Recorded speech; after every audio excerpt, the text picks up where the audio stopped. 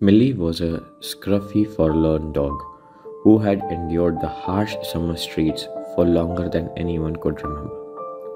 The people who passed him by often assumed he was pregnant due to his protruding belly. But there was a shocking revelation waiting for those who dared to look closer. Millie was no expectant mother.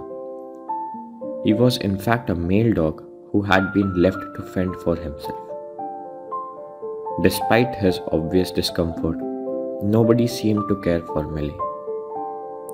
His days were spent scavenging for scraps of food, and his nights were filled with the lonesome howling of a soul in pain. It was a sad existence, and he had grown weary of human contact. So when I first spotted him, he bolted away in fear, disappearing into the labyrinth of alleys. I couldn't bear to see this poor creature suffer any longer, so I made it my mission to help him. I followed him discreetly, gaining his trust with small gestures of kindness. Millie's condition was heartbreaking. He walked with difficulty, each step seeming to cause him pain. I knew I had to get him to a vet as soon as possible. After the nerve-wracking hour of coaxing, I managed to guide Millie to my car. His eyes were filled with fear and mistrust as we drove to the vet.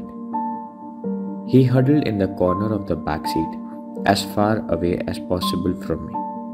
Something had deeply affected him, leaving him scarred both physically and emotionally. At the vet clinic, Millie's fear only intensified. He cowered in a corner, avoiding eye contact at all cost. His expression was that of an intimidated dog who had lost all faith in humanity. The vet's examination revealed the extent of his suffering.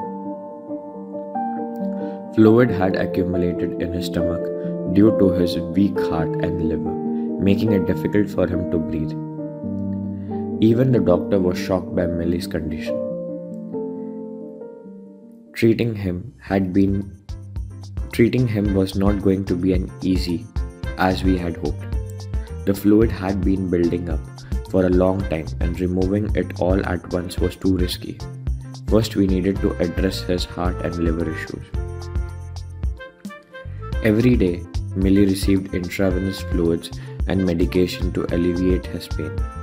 Gradually, it seemed to make him better, and he still couldn't shake off the suspicion and wariness of us. It took 5 long days before he mustered the courage to wag his tail at me, a small but significant sign of trust. Over time, his confidence grew and he started to trust us more. To further build his confidence, I kept his food bowl within his reach but at a cautious distance. He would carefully observe his surroundings before gingerly approaching the bowl, looking at me as if questioning my motives for helping him. 25 days passed since we first arrived at the vet. We continued to prepare delicious meals for Millie. He devoured them eagerly as if every bite was his first taste of good food. Millie's transformation was incredible. He had never experienced such care and affection before. His confidence grew with each passing day.